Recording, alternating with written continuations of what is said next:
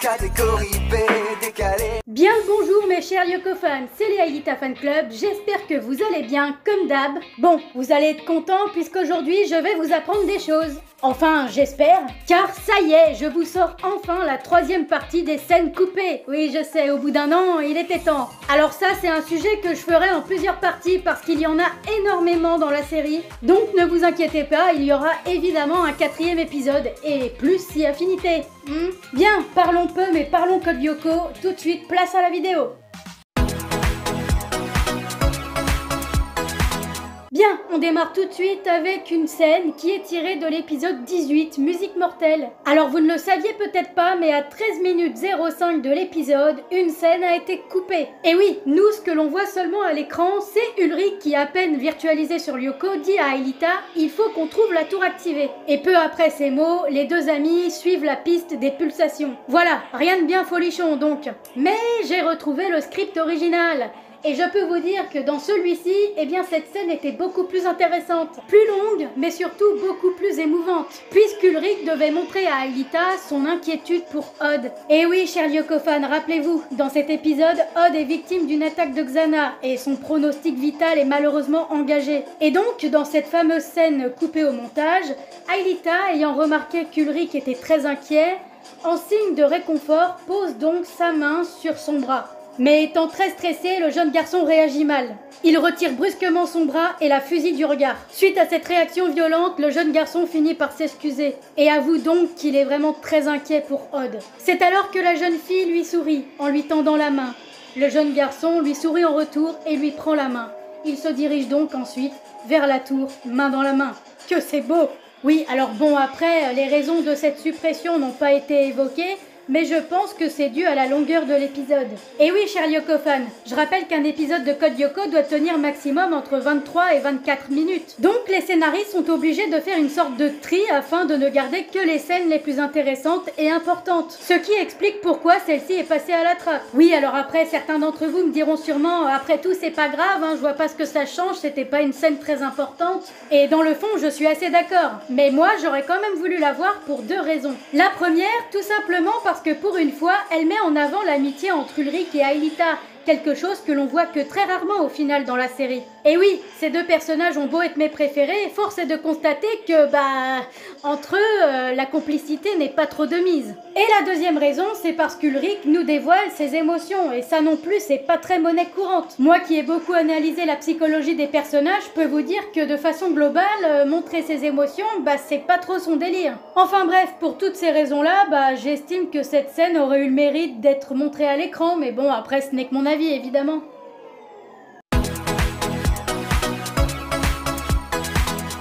Voyons maintenant l'épisode 27, Nouvelle Donne. Dans celui-ci, Aelita vient vivre à Cadix avec ses amis. On a donc une scène dans laquelle Jim Morales présente à Aelita sa nouvelle chambre à l'internat, tout en la briefant sur le règlement intérieur de l'école. Bon, ça, évidemment, c'est ce que l'on a vu. Mais vous vous doutez bien que si je vous en parle, c'est pour une bonne raison. En effet, j'ai checké le script original de cet épisode et je ne savais pas, mais la scène qui suivait celle-ci a été supprimée. Et en gros, normalement, après le départ de Jim, Sissi devait arriver pour agresser Aelita à peine installée dans sa chambre. Ouais, donc pour résumer, Miss Payette débarque dans la chambre d'Aelita sans y être invitée, je précise, pour lui imposer ses règles de vie en communauté avec elle, parce que oui, voilà, comprenez, il ne faut pas déranger Madame la fille du proviseur dans ses activités. Donc elle lui fait une liste de tout ce qu'elle ne doit pas faire, à commencer par ne pas mettre la musique à fond par exemple, surtout si c'est de la merde. Elle ne doit pas faire la cuisine non plus. En même temps, qui fait ça? Et troisio, elle ne doit pas avoir d'animaux domestiques. Et en disant cette phrase, évidemment, elle regarde Odd d'un air mauvais. C'est une petite pique qu'elle lui envoie. Sauf que vous connaissez le caractère de Odd. Il n'est pas du tout du genre à se laisser faire et bien évidemment, il lui envoie une bonne petite punchline des familles. Ulrich va ensuite surenchérir et c'est ainsi que la petite Miss Payette sera enfin calmée. Elle ira faire ensuite son caca boudin dans sa chambre en claquant la porte. Les trois garçons explosent de rire et la scène se termine. Alors encore une fois, comme la précédente, elle n'est pas très importante pour l'histoire, mais ça aurait été rigolo de la voir quand même. Bien, Bien, passons maintenant à la fameuse scène de l'épisode 85, la Belle de Cadix. Vous vous rappelez? Je vous l'avais teasé lors du précédent épisode. Il s'agit de la partie finale sur Lyoko lorsque Odd parvient à terrasser William.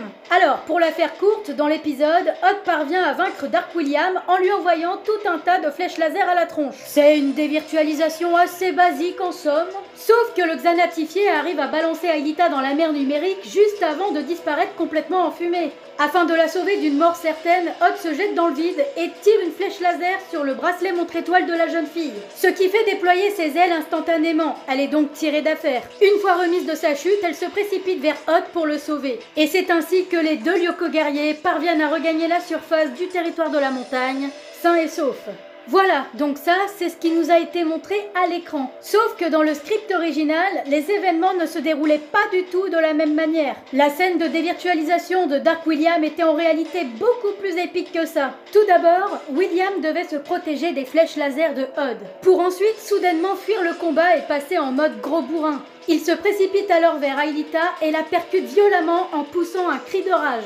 Ils tombent alors tous les deux vers la mer numérique. Ayant vu la scène de loin, Odd plonge à son tour dans le vide. En plein vol, le jeune félin réussit à rattraper la main d'Aelita. Puis, il se raccroche ensuite à une paroi montagneuse grâce à ses griffes. William, quant à lui, attrape la main libre de la jeune fille. Ce qui fait qu'on a une belle petite chaîne humaine suspendue au-dessus de la mer numérique, hein. C'est sympathique comme tout. Bref, par la suite, William regarde Odd d'un air mauvais, puis s'apprête à l'attaquer en lui lançant une salve d'énergie avec son Zambato. Sauf que le jeune garçon s'en aperçoit. Il analyse la situation, puis ordonne subitement à Aelita de baisser sa tête. Sans broncher, la jeune fille s'exécute, ce qui fait que Dark William se retrouve pile poil dans la ligne de mire de Odd. Le félin dégaine alors ses flèches laser qui viendront toucher William de plein fouet. Ce dernier lâchera ensuite la main d'Aelita et se dévirtualisera tout en tombant dans la mer numérique. La jeune fille regarde ensuite Odd qui lui sourit. Et c'est ainsi que la scène se termine. Ouais, elle était très longue celle-là. Alors je ne sais pas ce que vous en avez pensé, hein, mais personnellement je pense que cette scène aurait vraiment claqué à la télé.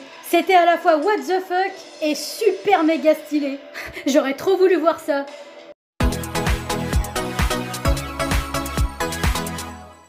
Dans l'épisode 48, Esprit frappeur, la première scène nous montre Sissi, Nicolas et Hervé en train de lire un journal qui relate qu'apparemment un fantôme entrait Cadix. Cet esprit serait celui de Léon Courbet, un ouvrier ayant participé à la construction du collège Cadix dans les années 1900. Bien, ça, c'est la scène d'ouverture de l'épisode. Du moins, c'est ce que je croyais avant d'avoir lu le script original. Et oui, cher Lyoko-fan, celle-ci est en fait la deuxième scène de l'épisode et non la première. Puisqu'en réalité, la véritable scène d'introduction, elle, a été intégralement supprimée. Et sa particularité, c'est qu'elle mettait en scène seulement des personnages secondaires. Notamment parmi eux, principalement Mathias Burel et Anaïs Fiquet. Alors, seuls les vrais savent qui sont ses élèves, évidemment. Bien, alors pour résumer tout ça, la scène commence avec des élèves qui descendent l'escalier principal pour rejoindre la cour de récréation. Sauf deux d'entre eux, Mathias Burel et Anaïs Fiquet. En effet, le jeune garçon retient par la main Anaïs en lui disant qu'il a quelque chose à lui montrer. La jeune fille semble surprise tandis que Mathias se dirige vers la porte de la chaufferie. Il fait ensuite signe à Anaïs de le suivre. Perplexe, la jeune fille marque un petit temps d'hésitation avant de finalement accepter. Une fois à l'intérieur de la pièce, Anaïs avance tout en regardant autour d'elle. Mathias referme alors la porte et la rattrape. Il lui lance ensuite un regard grave, puis se met à lui faire une espèce de déclaration chelou. Intriguée, la jeune fille fronce ensuite les sourcils. C'est alors que Mathias la prend subitement dans ses bras. Il lui fait un gros câlin comme ça. Mais mécontente de la situation, Anaïs se dégage vivement de l'emprise du jeune garçon et lui colle une baffe. Étant penaud et honteux, Mathias hoche ensuite la tête et baisse les yeux. Soudain, d'inquiétants râles en provenance de la vieille chaudière retentissent. Inquiets, les deux ados se retournent, tandis que les râles, eux, s'amplifient. Peu à peu, les râles se transforment vite en grognements, et les deux ados terrifiés sortent de la pièce en courant. Après les grognements, viennent ensuite les ricanements. C'est alors que Nicolas sort de sa cachette, visiblement content d'avoir effrayé ses camarades, quand soudain, d'autres bruits se font entendre. Terrorisé, le jeune farceur quitte alors les lieux à son tour en hurlant d'effroi. À moitié traumatisé, Nicolas s'arrête ensuite sous les arcades et s'appuie contre un pilier pour reprendre son souffle. Intrigués, Millie et Tamia viennent alors à sa rencontre et lui demandent ce qui lui arrive. Le jeune garçon leur raconte alors ce qui s'est passé dans la chaufferie. Il leur dit qu'un fantôme hante les lieux, mais leur demande de ne rien dire à personne. Mais c'est mal connaître nos deux journalistes préférés en recherche de scoop, puisque quelques temps plus tard, on retrouve à la une des Échos de Cadic une image de la chaufferie et un titre choc. Tout sur le fantôme de la chaufferie. Et c'est là-dessus que se termine cette scène ultra longue encore une fois. Et quelque part, pour être honnête, je comprends un peu sa suppression, puisque l'on a d'abord une scène de violence avec la claque d'Anaïs sur Mathias. Et ce qui me dérange, c'est qu'il y a eu aussi surtout un traquenard assez vicieux de la part de Mathias, qui consiste à tirer la fille qu'il aime dans le sous-sol, pour ensuite la prendre dans les bras, l'embrasser. Enfin, je trouve ça un peu pervers pour ma part. Ça fait un peu technique de psychopathe en vrai, et je ne pense pas que de montrer ça à de jeunes enfants est très approprié.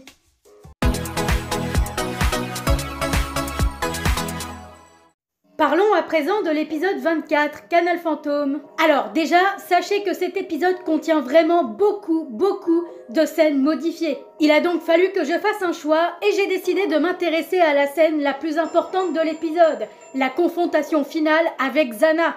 Bien, petit rappel, lors de cet épisode, Xana en personne a pris l'apparence de Jérémy pour piéger Yumi, Ulrich et Odd. Le véritable Jérémy, lui, a donc décidé d'aller les sauver dans la bulle virtuelle directement en se virtualisant sur Lyoko. Les Lyoko guerriers font donc face à deux Jérémy, le vrai et le faux bien sûr. S'ensuit alors un dialogue épique entre les deux clones, chacun d'entre eux s'accusant d'être l'imposteur. Mais le véritable Jérémy finit par avoir le dernier mot grâce à ses amis. Xana se transforme alors d'une manière vraiment très flippante et tente par la suite de tuer nos héros. Mais c'est finalement Aelita qui les sauve in extremis en faisant disparaître la bulle virtuelle grâce à son don de création. Voilà, ça c'est ce qui se passe grosso merdo, hein, j'ai pas besoin de plus développer parce que cette scène est légendaire, tout le monde la connaît normalement. Maintenant, ce que certains d'entre vous ne savent peut-être pas, c'est que dans le script original, les choses se passaient légèrement différemment. Et oui, premièrement, la bulle virtuelle n'était pas dans le territoire de la banquise, mais dans la forêt.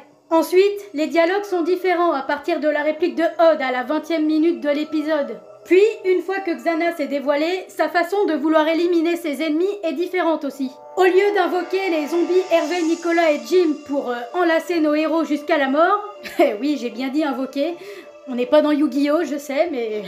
Bref, et bien là, ce sont leurs pieds qui vont carrément s'enfoncer dans le sol, comme s'ils avaient affaire à des sables mouvants. Et enfin, dernier changement notable, quand Aelita se rapproche de la paroi du canal fantôme, eh bien elle distingue à travers les silhouettes de ses amis et de Xana. Ensuite, elle se concentre, elle touche la paroi et on imagine qu'elle utilise son pouvoir de création, comme dans le dessin animé, pour la faire exploser. Alors bon, pour vous donner mon avis, j'ai trouvé ces petits changements sympatoches, ouais.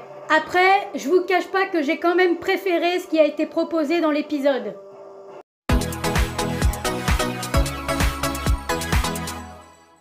Bien, terminons maintenant cette vidéo avec l'épisode 0, le réveil de Xana. Et alors là, ce n'est pas une scène qui a été supprimée pour une fois, mais plutôt une petite réplique d'Ulrich. Et ouais, juste une phrase. Mais attention, pas n'importe laquelle non plus. Parce qu'il s'agit rien de moins que de la réplique à l'origine de la phrase culte de Jim.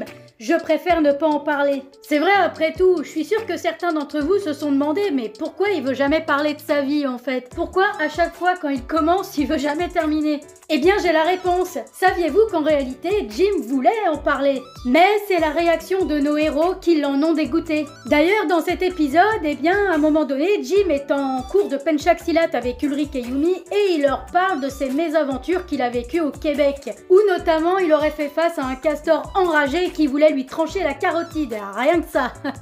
Sauf que les deux adolescents se sont un peu moqués de lui quoi, ils ont éclaté de rire. Un brin vexé, le professeur de sport est redevenu sérieux et a finalement demandé aux deux élèves de faire des exercices par deux. Bon ça vous le savez, c'est la scène officielle, celle que l'on voit dans l'épisode. Mais dans le script original, bon, la scène est exactement la même, hein. Jim parle de ses mésaventures à Ulrich et Yumi. Ces derniers se foutent de lui.